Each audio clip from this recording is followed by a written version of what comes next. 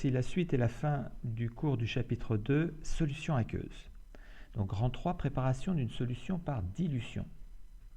Donc, qu'est-ce que c'est que une dilution? Eh bien, diluer une solution aqueuse, qu'on va appeler solution mère, va consister à ajouter de l'eau distillée afin d'obtenir une solution moins concentrée, appelée solution fille.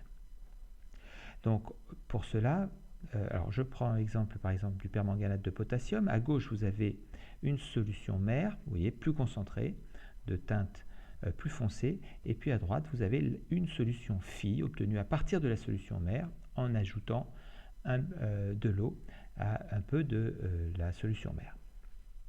Donc on va devoir prélever un petit peu de solution mère. Donc pour cela, eh bien, on va utiliser une pipette jaugée à 1 ou 2 traits, ou alors si on n'a pas de pipette jaugée du volume souhaité, eh bien, on prendra une pipette graduée.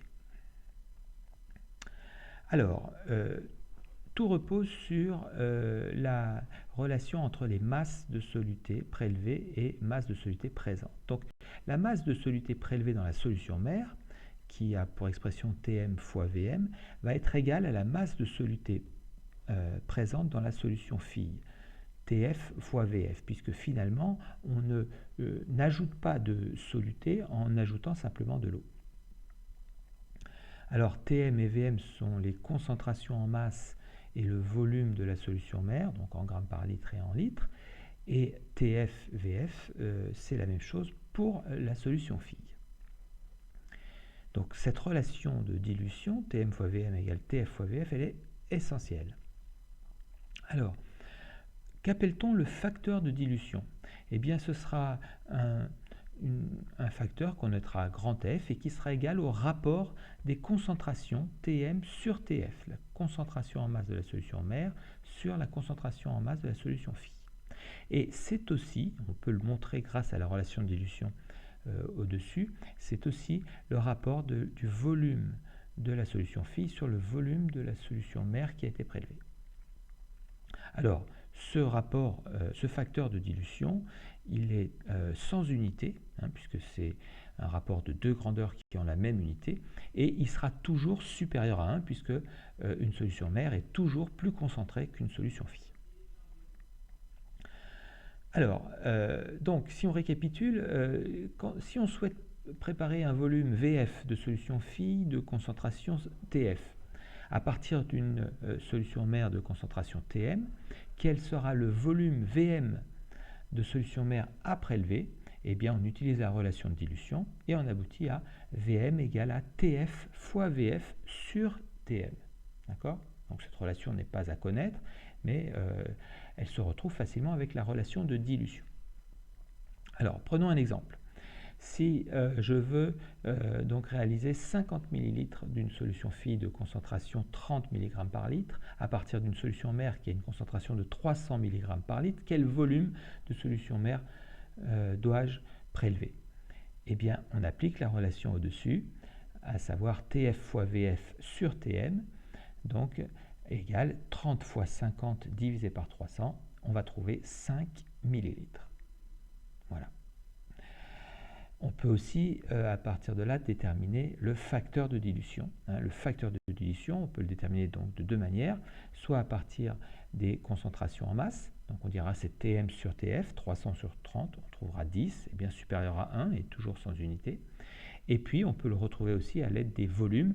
On peut dire que le facteur de dilution c'est Vf sur Vm, 50 sur 5, et là, bien sûr, on retrouve 10, la même valeur que précédemment.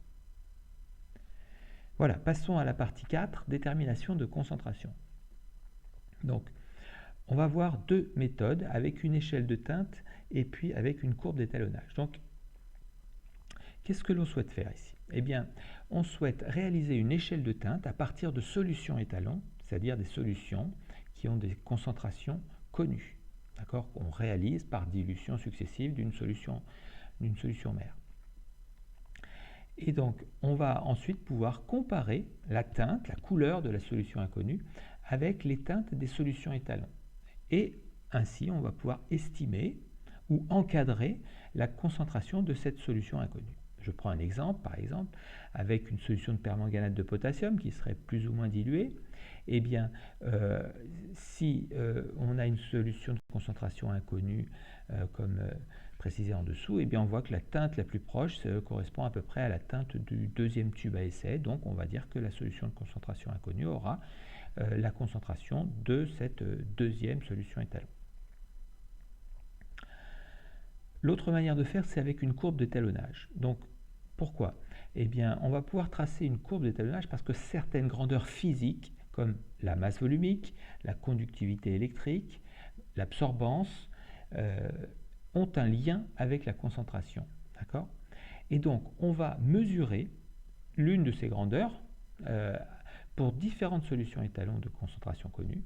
Et donc, on va pouvoir, comme ceci, tracer une courbe d'étalonnage, c'est-à-dire la courbe reliant la concentration à la masse volumique, par exemple, ou à une autre grandeur physique.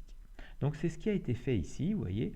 Eh bien, on a 1, 2, 3, 4, 5 points de mesure, parce qu'on avait 5 solutions étalons de concentration connues. D'accord? Et donc, on a pu mesurer la masse volumique pour chacune de ces solutions, et donc on trace un graphe. Et maintenant, si pour notre solution inconnue, on a une masse volumique de 1,04 g par millilitre, ici, à l'aide de la courbe, on va pouvoir regarder sur la courbe quelle est l'abscisse qui a pour ordonnée 1,04 g par millilitre. Et c'est comme ça qu'on va trouver que la solution inconnue a une concentration d'environ 120 g par litre. Voilà, c'est tout pour aujourd'hui. Merci.